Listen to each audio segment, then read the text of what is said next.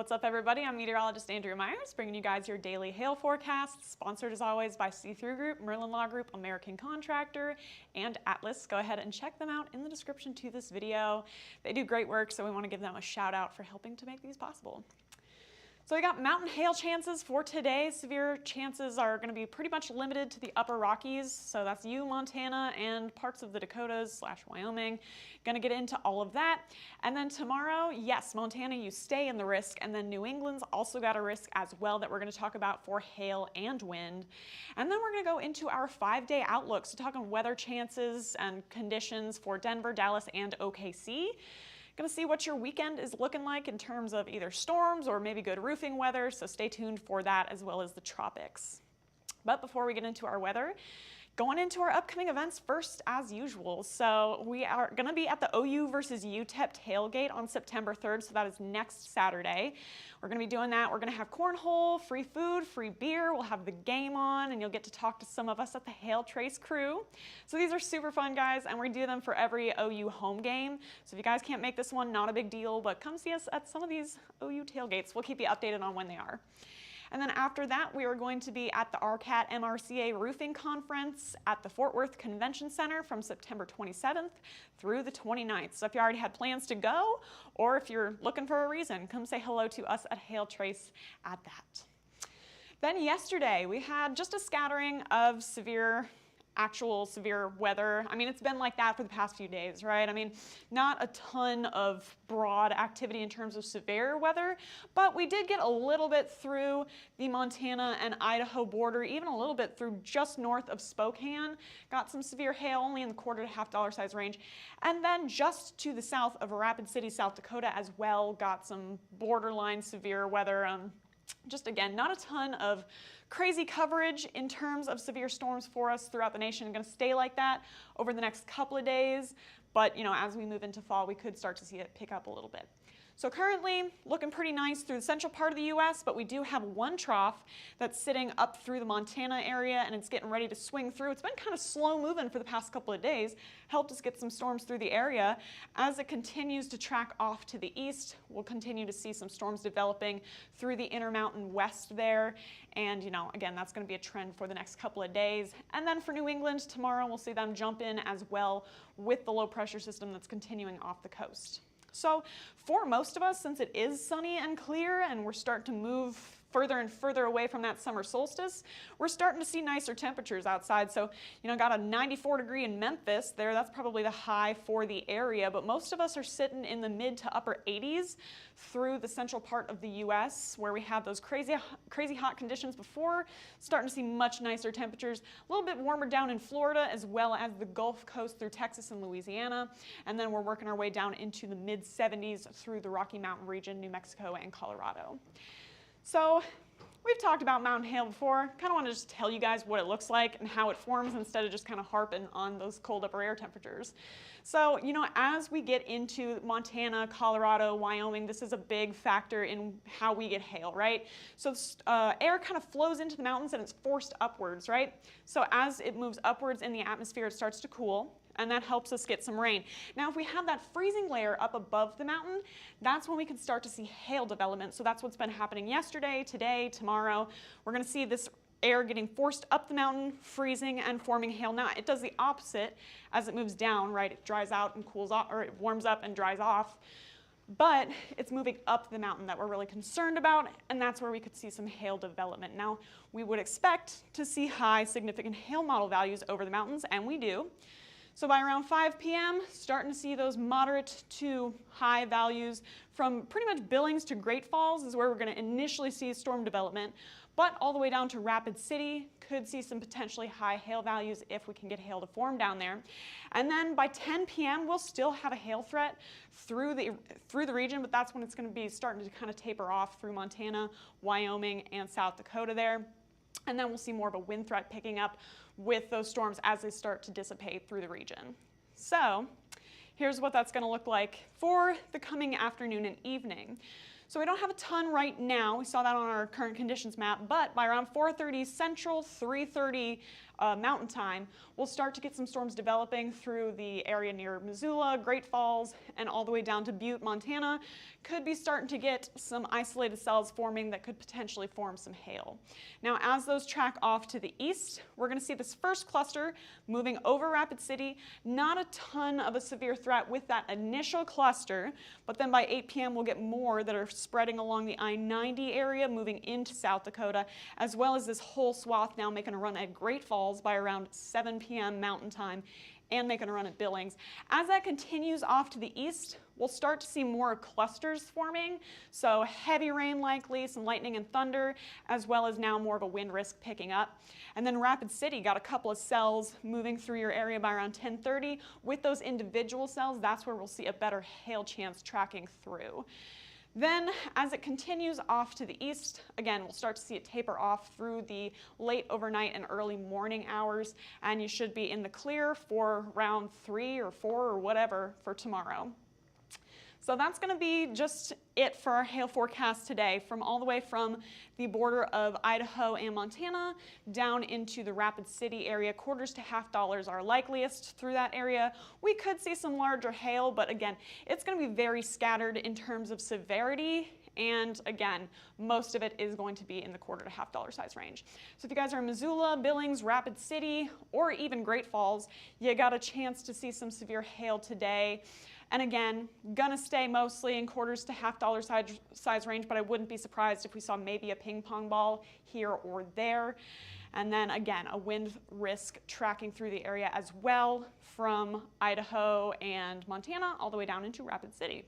So Missoula, Great Falls, Glasgow, Rapid City, and Casper Riverton area could see a chance to see some gusty winds picking up after that hail threat moves through the late afternoon hours. So be on the look for both threats there with the storm system tonight. Then tomorrow, we got another round moving through. Going to start again with a clear early morning and early afternoon. Then by 4 p.m. Central, once again, storms developing through the area as they move up those mountains, and as we get that cooling, start to see those cells forming through the region. Once they move off the mountains, then we lose that, singular storm mode. Okay, so we got one cell making a potential run at Great Falls or Glasgow, and then they're going to continue off to the east. Once they make their way into the Montana and Dakota's border, we're going to see those start to line out a little bit and lose their severe risk as they go. And then there we are by 3 a.m., pretty much gone for a severe risk for you guys through the northern plains. Then off to the east, you guys are jumping into the mix as well for tomorrow. We got some storms that are going to be pretty much going throughout the day, very scattered in coverage, but we will have storms present through New York, Pennsylvania, and the whole New England area there. So initially, Boston's going to get some storms moving through by around 3 p.m. These won't be quite as intense as the ones behind it. There they go by 7 p.m. Again, this is 8 p.m. Eastern, but moving their way through Boston and the New York City area as they make their way off the coast.